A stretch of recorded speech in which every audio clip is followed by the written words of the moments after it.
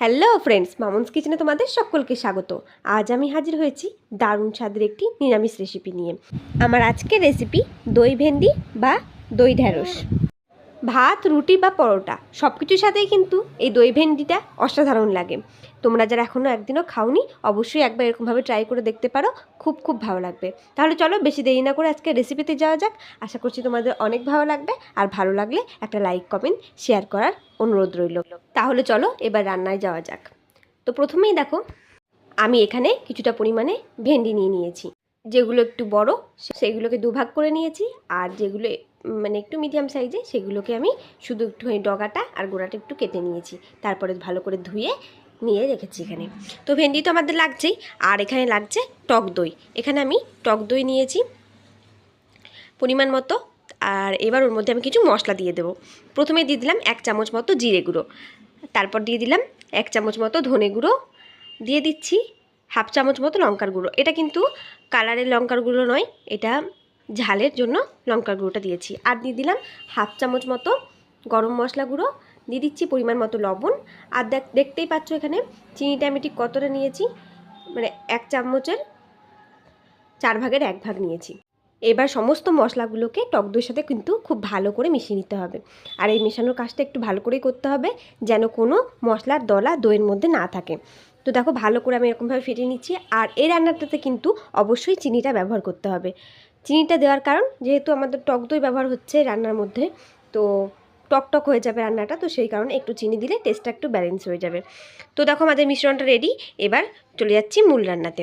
তার জন্য আমি দিয়ে দিচ্ছি পরিমাণ মতো কড়াইতে সর্ষের তেল। তেলটা ভালো করে গরম করে নিয়ে এরকমভাবে ছড়িয়ে নিচ্ছি। দেখো তেলটা আমাদের ভালো করে গরমও হয়ে গেছে, কালারটাও চেঞ্জ হয়ে এসেছে। এখন আমি এর মধ্যে কেটে রাখা ভেন্ডিগুলো দিয়ে দিলাম। সমস্ত ভেন্ডিগুলো দিয়ে দিচ্ছি। এবার এগুলোকে নেড়ে চেড়ে একটু লাল লাল করে ভেজে নেব। আর যাতে ভেন্ডিগুলো তাড়াতাড়ি নরম হয়ে যায়, তার জন্য আমি এখন এর মধ্যে দিয়ে দিচ্ছি, এই দেখো 1/2 চামচের পরিমাণের থেকেও কম দিয়েছি লবণ। যেহেতু আমাদের লবণটা প্রথমেই টক দই ব্যবহার করা আছে, তো সেই বুঝে লবণটা কিন্তু দিতে হবে।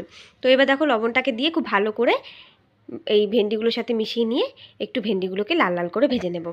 তোমরা যারা আমার এই রেসিপিগুলো দেখছো তাদের কাছে আমার একটাই অনুরোধ, যে তোমরা অনেকেই আছো যে আমার ভিডিওগুলোতে কমেন্ট করছো কিন্তু তাতে কোনো রকম রিয়াকশান দিচ্ছ না। তো তাদের কাছে বলছি যে তোমাদের এক একটা লাইক কমেন্ট আমাদের কাছে কিন্তু অনেক মূল্যবান। তো এদিকে দেখো কথা বলতে বলতে আমাদের ভেন্ডিগুলো লাল লাল করে ভেজে নেওয়া হয়ে গেছে। এখন আমি তুলে নিলাম। তারপর ওই কড়াইতে আরেকটু দিয়ে দিলাম সর্ষের তেল।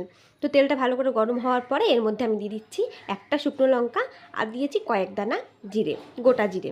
তো দেখো ফোড়নটা একটুখানি লাল লাল করে ভেজে নিয়েছি। এবার এর মধ্যে আমি যে দইয়ের মিশ্রণটা রেডি করে রেখেছিলাম সেই দইয়ের মিশ্রণটাকে এই তেলের মধ্যে দিয়ে দিচ্ছি। আর যখনই এই দইটা কিন্তু যখনই তেলের মধ্যে দেওয়া হবে, তখন গ্যাসের ফ্লেমটা অবশ্যই লো ফ্লেমে রাখতে হবে, তাহলে কিন্তু দইটা কেটে যাওয়ার সম্ভাবনা থাকতে পারে।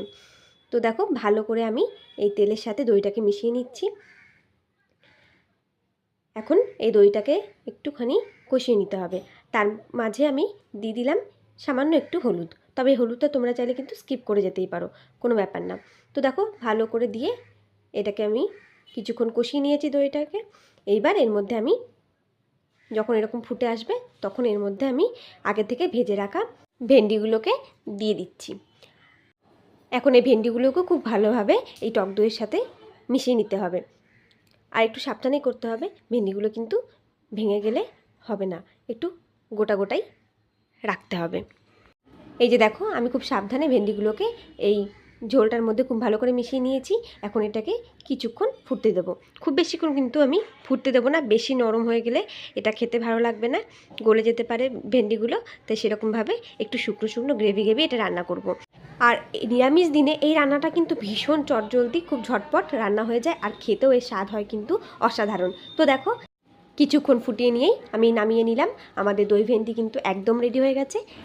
তো ফ্রেন্ডস, দেখলে তো কত সহজে আর কত তাড়াতাড়ি আজকের এই দই ভেন্ডি রেসিপি আমাদের তৈরি হয়ে গেছে। তোমরাও এরকমভাবে একদিন অবশ্যই ট্রাই করে দেখতে পারো, অসাধারণ লাগে। তো ফ্রেন্ডস, আমার আজকের রেসিপি কেমন লাগলো অবশ্যই কমেন্ট করে জানিও। ভালো লাগলে লাইক কমেন্ট শেয়ার করে দিও। আর যারা এখনও আমার চ্যানেলটিকে সাবস্ক্রাইব করোনি, প্লিজ চ্যানেলটিকে সাবস্ক্রাইব করে দিও। আজকের মতো এই পর্যন্তই। দেখা হচ্ছে নতুন কোনো দিন নতুন কোনো রেসিপি নিয়ে। ততদিনের জন্য তোমরা সুস্থ থেকো, ভালো থেকো। ধন্যবাদ।